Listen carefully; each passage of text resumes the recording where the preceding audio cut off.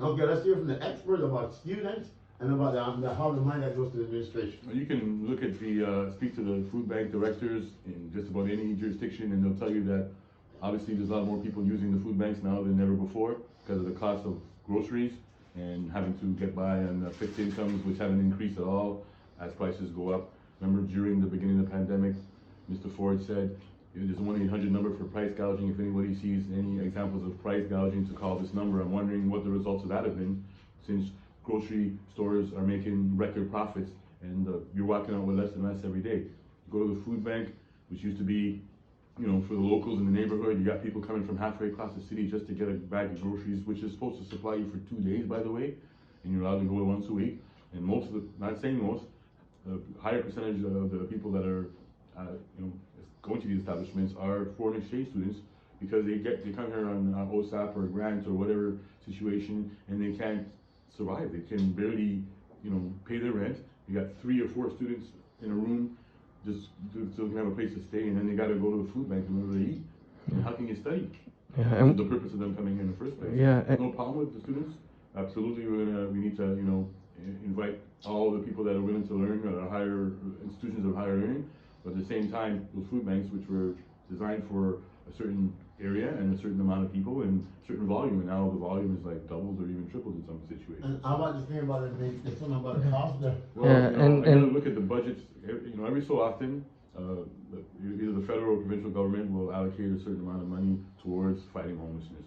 And I remember, off the top of my head, it was like $280 million in one federal budget, and there was another allocation at the end of last year towards, I guess, affordable housing or something like that. And when you look at they did a census, and correct me if my numbers are off, there was something like 6,000 homeless people maybe 10 years ago. Mm-hmm. And when I did the math, I said, you know what, you could literally build everyone a townhouse, and at least they'd have a place to live and maybe have a subsidized mortgages or rent. Right. And yet, And a lot of students said that they want to head back home. want to head back home because they can't. You're living 3-4 students in one bedroom. Mm-hmm. I saw one situation where a guy was renting, had 2 bunk beds in a room, and each bunk bed was $475 a month plus $50 for utilities. So he's making $2,200 off of one room, and these 4 students. How are you going to study when you got 4 people in the room together, all on different schedules? Yeah. You can't turn the light on if you want to cram a little bit for an exam. It's disturbing somebody else. It's just, it's not going to get better. So it's basically just corrupt. Yeah, there seems to be a lot of, we don't seem to find any solutions. They're throwing money at a problem, but it's not having any effect whatsoever. Yeah, So magic money. Hold it. What do you say? Throw money at a problem? It's weird. So, but but to get the money, what do they give you? A little Olivia Chow, which is LIP, that's Olivia, CHOWSSERVICE. So they give you a lip service to get the money, but then they don't throw the money at the problem. They don't throw the money to solve the problem. They throw the money to make the problem more. Because you know that each shelter makes $90-something a day Per client. for a homeless person. I think it's more than that now. Yeah, so you're looking at 30 days times $100, $3,000 a month. You are paying for a service to give someone a bed to where they can sleep 8 hours and they have to leave for the rest. For the rest of the day. Yeah. And that money is probably enough for a person to afford a room and their food, right? Probably they can afford a mortgage. They can probably afford a mortgage for that amount of money. Definitely. Just go to Sudbury. Sudbury, you can get the cost of living is a lot cheaper. It's just like Toronto.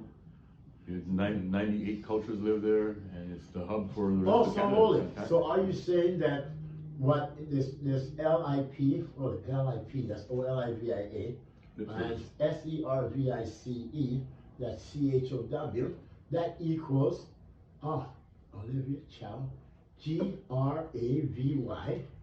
TRAIN. What is that? The gravy train. Oh my God, are you serious? I thought Rob Ford had stopped that. What do you mean Rob Ford stopped the gravy train? And then Olivia Chow, in turn, after Rob Ford died, she went away for a while, but what she was doing was finding a way to, what's the word? It's not hijack, to get that gravy train back into running, and now she's got all this train full of gravy, but how come you ain't got none of the gravy? You know what, you increase property tax 10%, I'm sure the homeowners in Toronto are not happy about that. Oh, so hold it. The property tax increased by 10%. So hold it. The little gravy that they had to give their kids just a little taste, she's Getting taking smaller away. and smaller. That's Everybody's not. got to tighten their belt a little bit more, and the thing about it is, you know, There's that's just to balance the budget for the year. So she the doesn't city's even- budget, right? She doesn't even leave enough gravy for a fly. to eat on. PTC wants more money every year, the police services want more money every year, and the people have to live on less and less. At the end of the day, But so what they're doing is like what they did in housing, where they give $3.1 billion to renovate, to lock in your closets. yes. Okay, and then you have to chip up the tile, and so they can have someone redo it again. So what can we do about the gravy train? Gotta have to, you know, the word We can't efficiency. bring Rob Ford back, can we? That's, when you said Rob Ford, you thought of the word that he introduced. He was looking for efficiencies in the budget so they could cut some of these wasteful, unnecessary projects that look like they're just, you know, getting jobs for your contractor. And maybe, I'm not trying to, you know, allege that the people are taking kickbacks, but it looks kind of funny to me when, you know, you have. You don't have to allege it, it's already obvious. It's obvious, man. You gotta have 3 bidders on these jobs. You gotta, you know. Oh, vet but you have 3 contractors. bidders? Or you just give it to your friend?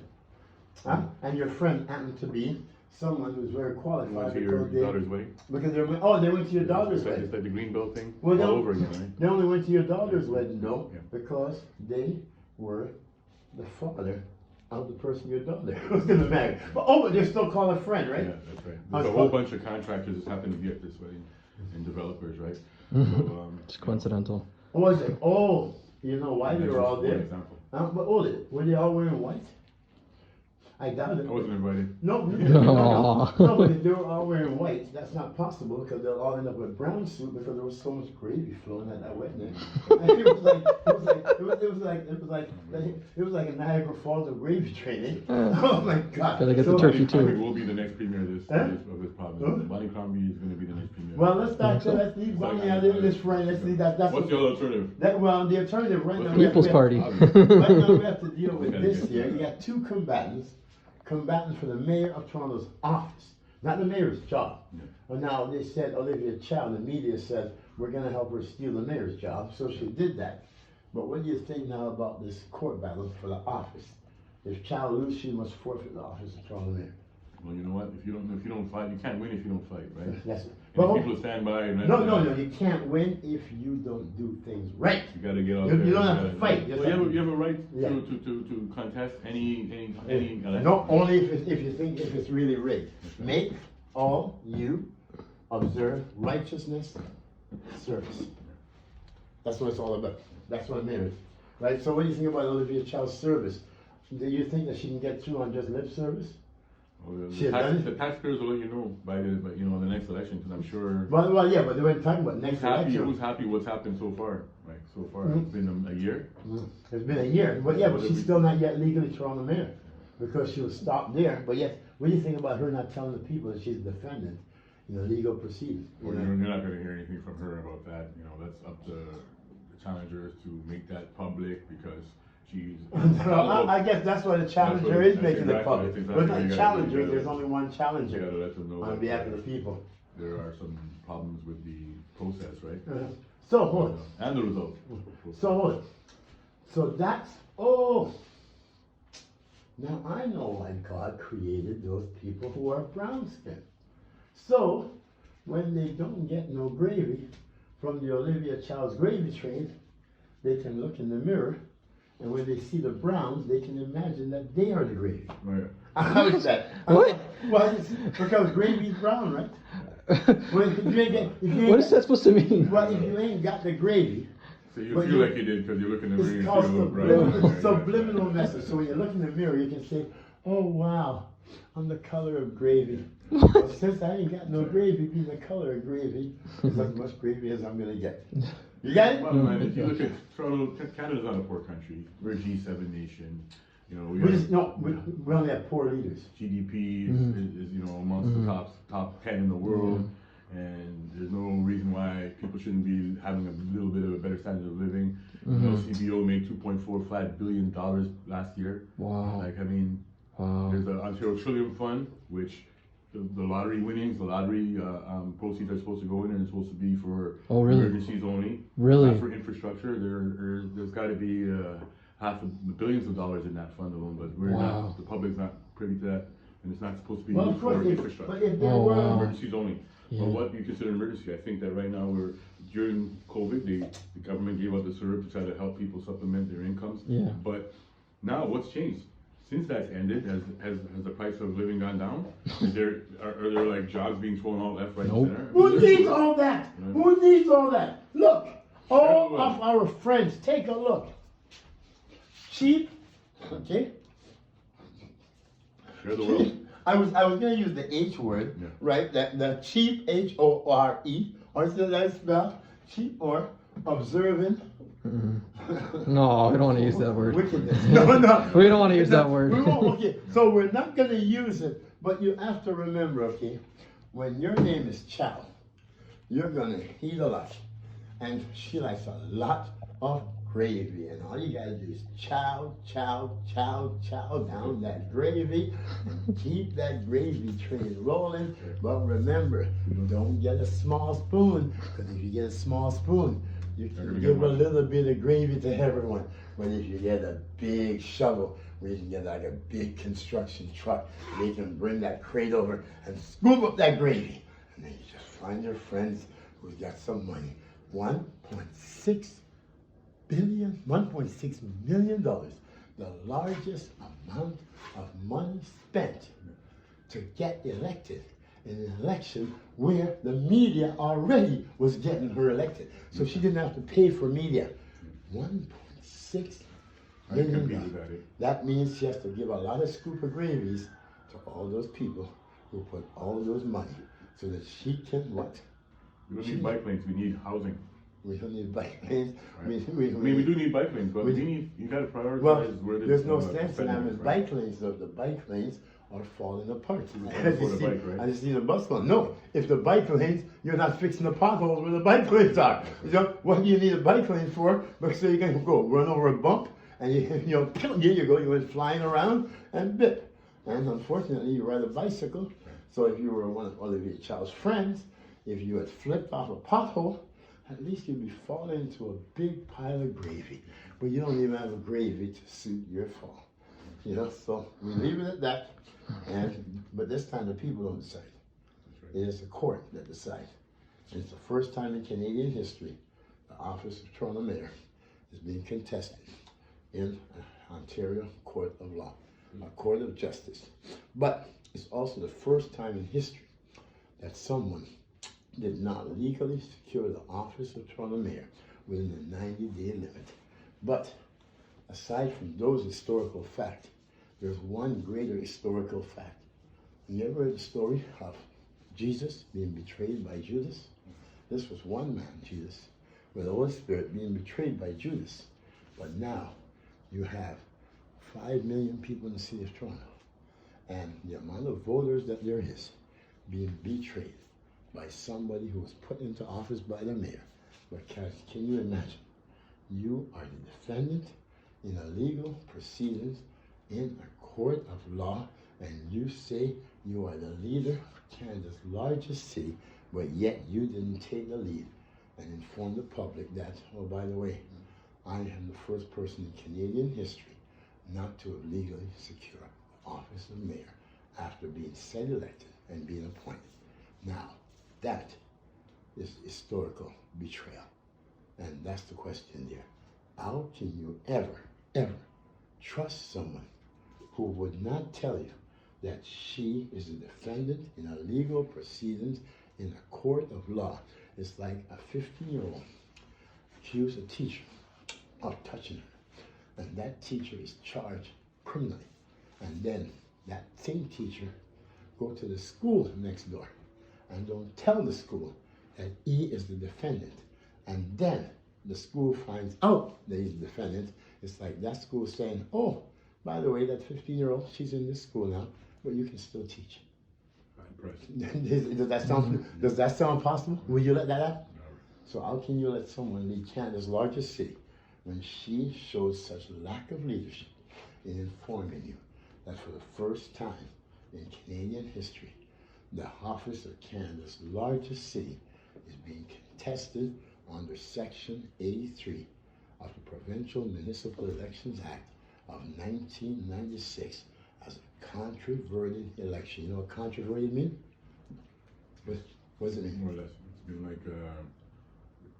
been like, instead of, it didn't go the way it was supposed to go. No, it means rigged. Is that what it means? I don't know the exact definition, but it's, I think, along the lines of what Walter said. Controverted means rigged. Okay, that means that it was fixed by certain people who fixed it. And in Canada, Ontario, it is illegal for you to rig an election, to make it controverted, for you to gain office, but it's also illegal for someone else or some other organization to rig an election to make you mayor. And the penalty is the person who holds the office through a controversial election must forfeit the office of Toronto mayor. So how come this individual, who was your appointed mayor, did not inform you before she tries to legally bind you to a budget that she tabled? And yes, she can table it, but she cannot legally enforce it or pass it until she is no longer legally the defendant in a legal proceeding that allege she gained office illegally. That's a great point. Yeah. It's a huge point. Yeah, yes, so we ask the Yeah, public. you see, the judiciary, the politicians, But it has to be separated. Now but we're seeing exactly. where they're not respecting the courts. Yeah, exactly what she says. She says, be subjective to the government and authority and respect the law. And Olivia Chow says, I don't have to respect the law because I am not in Toronto, Canada. I am in communist China and with the city of Toronto, and I only have to abide by Chinese rules and Chinese law, and I don't have to have any respect for the Canadian legal process, because if she had any respect for the Canadian legal process, she would have respected the law and says, everyone, I'm going to table the budget. If it passed, we're going to leave it until after the court case that's contesting my appointment. And if I win and show that the election was not rigged with specifically 6 to 10 individuals, one of those being elected, she has to prove that the major influence of the media, the major influence of debate organizers were not used to only put in specific individuals. That's what controversy means. I mean, it was put there for us to only hear from specific individuals, knowing that the public rely on the media to be truthful, unbiased, and absolute integrity. And if she can prove that the election was not rigged to elect one of specific individuals, which we know that's all the press spoke about and all the debate organizers spoke about. But if she can prove the impossible, then she can legally become Toronto mayor. But we know she can't. So under Section 83 of the Provincial Municipal Elections Act of 1996, it is obvious that the courts must rule in favor of Mr. Kevin Clark on behalf of the people and acknowledge that the people's democratic rights were violated for them to be unbiasedly, properly informed. Don't take photos of me. Okay. It's not about me. Okay. Unbiasedly informed. And they were not. And this individual who's taking the video will tell you one market research firm, and that's all we need to prove this case, who the media said we are market research firms that poll the public to decide who the front runners were. Was that true? Yeah, there was one that said we asked the media for the front runners. So are you saying that the media deceived the public when they said they hired this firm to poll the public, but in turn the firm is telling you that they didn't poll the public, that they polled the media? Yeah. Well, what they did was they asked the media who the front runners were, and they would use that to position the poll and then send the poll out to the people of So the poll Toronto. did not include everyone. Well, more or less, yeah. That's Didn't yeah. include everyone. No, So it that's a didn't. controversial election. Have a happy day. Yes. All right. Go. So people of Toronto, we got an expert here. This an expert is the Okay. expert because he's a father, a dad of a child. So when you, how much children do you have, sir? 5. 5? Yes. Does all 3 your grandkids. does all your children matter? Of course, everybody Okay, matters, man. so All and, lives. and all lives matter, All lives. and all children That's what matter. it is. Yeah. Now, all life and children, if they're candidates in an election, so they're basically the life and the children.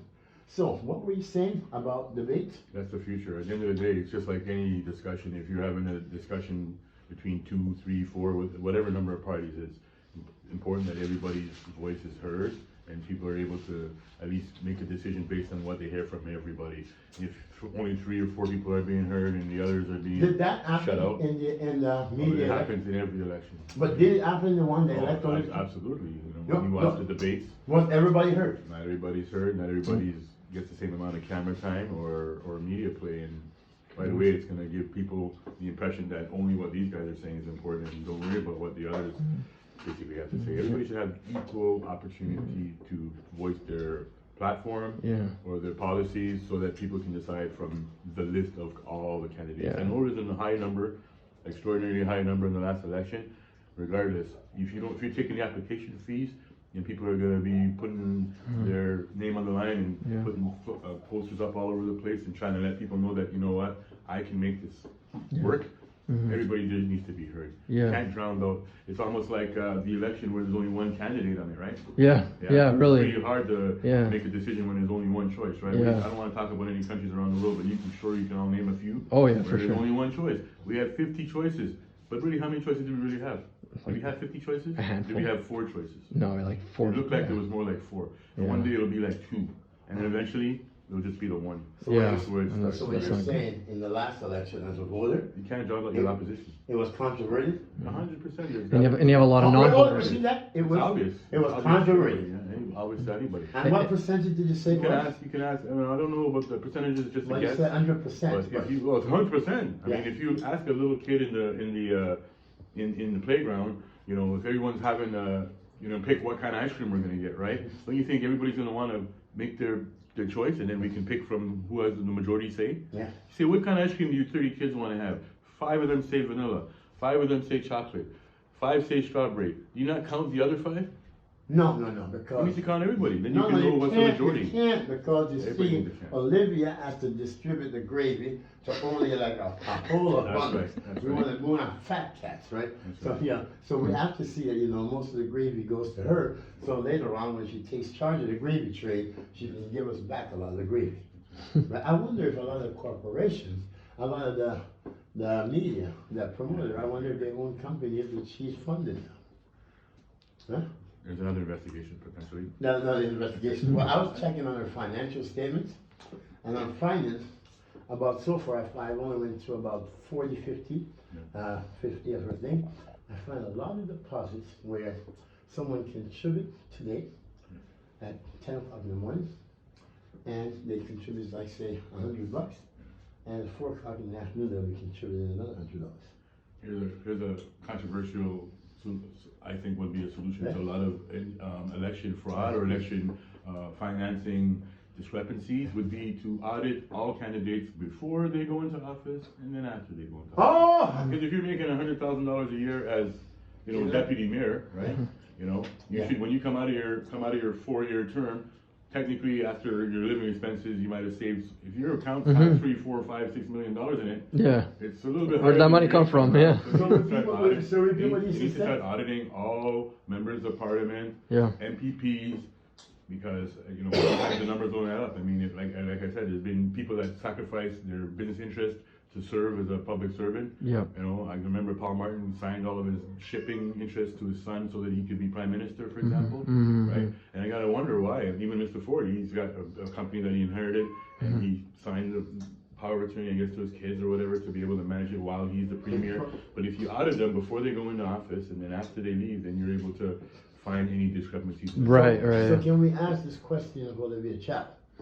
What this expert here has just said is, would you agree to be audited now, before you enter office, and after you go into office? And if numbers don't accept, will you agree that The transactions. Yeah? Any relatives received large sums of money recently? Any relatives receive large Yeah, I know, really. My Eh? daughter got 60, like, remember Mr. Trudeau? I don't want to, he's trying his best. But there was one point where we had some sort of a charity thing going on, a Yeah. weed day or something like that, and then half of his family members were like, getting checks Oh, yeah? for being connected to this charity, right? And then Oh, yes, they yes, of just course. shut that down real quick. So Yeah, they're yeah, trying to hire them all as consultants, and they're getting these big checks to be, these experts. Yeah, gotta find new I have scapegoats. some family members that are qualified to be, on the board of, charity, right? Give me So where do you get all your knowledge from, sir? No, I think it's important people to look at the news every day, because these people are making decisions with the tax dollars every day. And I'm not talking like just the Sun. You got to read the Star and the Globe so you can get a different perspective.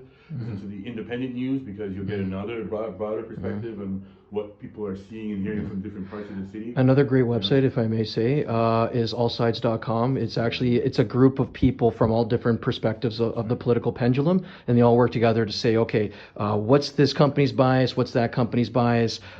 You decide based on what you're seeing here. Like they compare, the perspective of, because this is American, right? This website, they'll compare like, okay, this is what CNN says, this is what Fox News says. You decide like based on what the information you're getting from the different biases, and come together and form your own opinion.